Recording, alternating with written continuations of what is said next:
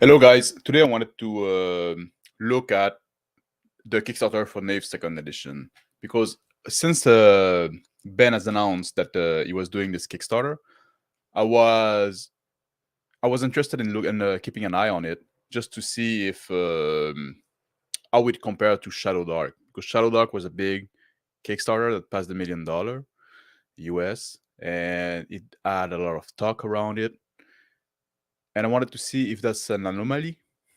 And when Ben from Questing Beast got a big YouTube channel and everybody likes him. He's very, or nobody hates him at least. Like he's very agreeable guy.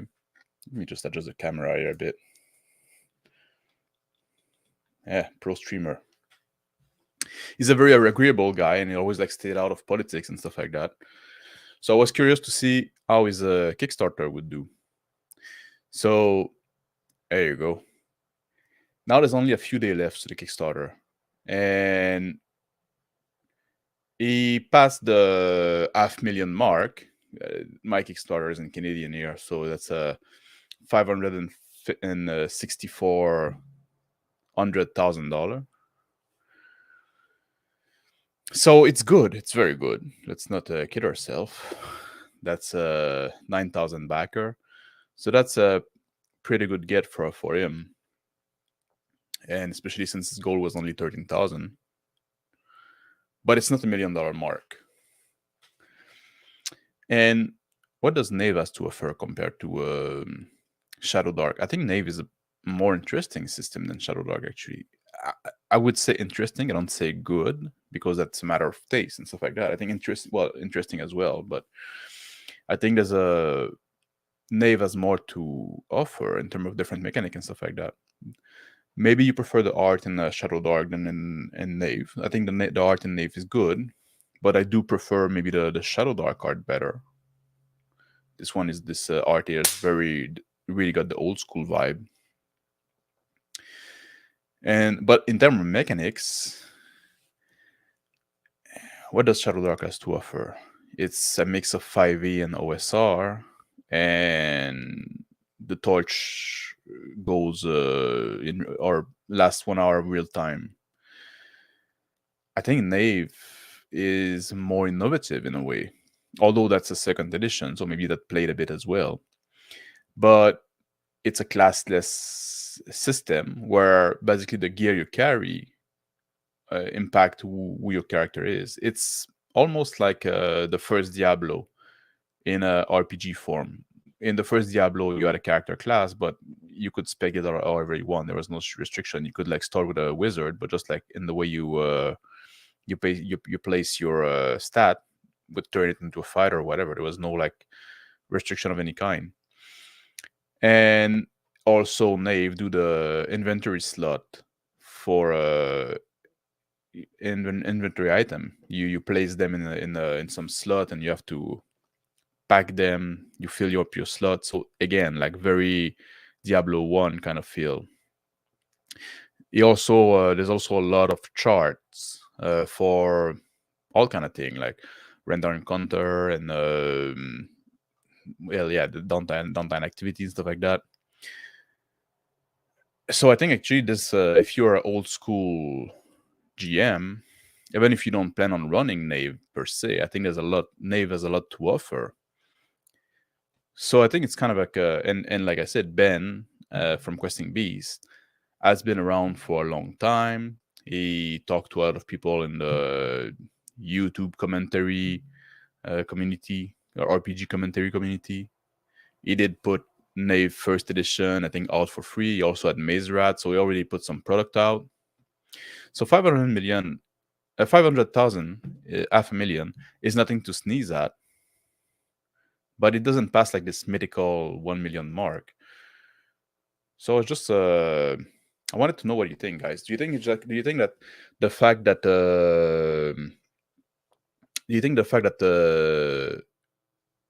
that Kelsey Dion was a woman helped?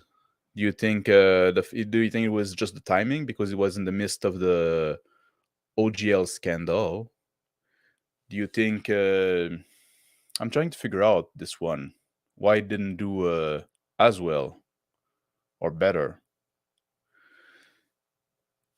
And I would agree with Sean Cherry here. I thought Knave was pretty clever for a stripped down, quick use OSR game. And yeah, I think I'm not the biggest fan of OSR because I think a lot of them are samey and stuff like that. And Knave's come out and do some stuff that are different. That would say me, okay, maybe I would, and I might back this one. There's a few days left. I'm looking at it, and this is the one that I say like, yeah, maybe this one is different enough to add to my collection, I guess, because I'm a collector of RPG.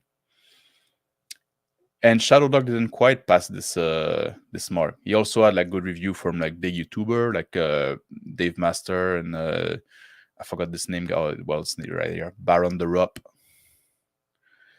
So should have done good. And I wanted to have this discussion with you. I went live just because I didn't have video prepared, and I wanted to talk about that. That's what I would have been my video. That's what I would have done my video about anyway. But I didn't have time to record it yesterday. And I say, well, if I do it live, maybe some people are going to show up and we're going to talk about it. But I know it was unannounced and stuff like that. So let's have this conversation in the discussion below, in the insult section, like I like to call it. Tell me what you think about. Are you gonna back Knave? Or are you are you gonna do you think that it's more or less interesting than Shadow Dark? Do you think that it should have done better? Do you think that, oh, that's plenty enough, that's great? 500,000, yeah, like I said, it's a good score. I wish I had that, but Sean here say a couple of things. She pretty much did a poor me video when What's did the announcement. There's also, that's true, a lot of thirsty men, and also it's true that she went like, oh no, now I had this project ready and the OGL is putting it Jeopardy and stuff like that. So I guess the scandal did help. It was a right kind of time, a right. She kind of lucked out on that one, and a lot of people were looking for a new home. Maybe also is the fact that it's 5e. Well, Knave is definitely not. It's definitely more OSR, pure OSR. Maybe the fact that it's the bridge there, maybe that helped. But who knows? Maybe it's just like all random. I find it interesting because I want to see. I want to see, what we can learn, and if we can, for other people in the future that try to put product out. There's always this draw. Should I put a product out like that, stick with 5e because that's what sells? Or should I find like a pretty face to sell the product because like people buy based on identity?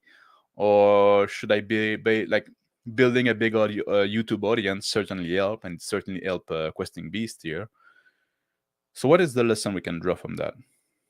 Let me know what you think down below. Thank you for S Sherry for joining me here live.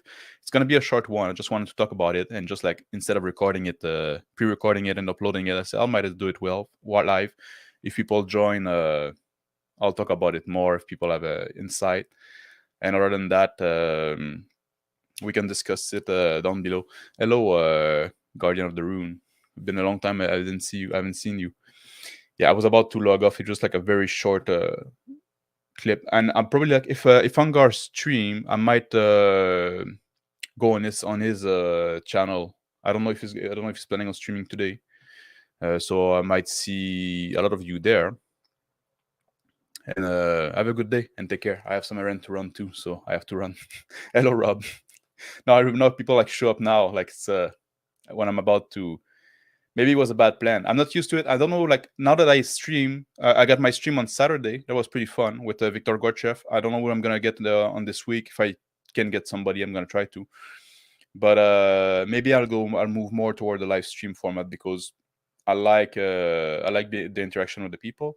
But it's pretty hard when you're alone and when you start and people are not used to show up for your live stream on a regular basis.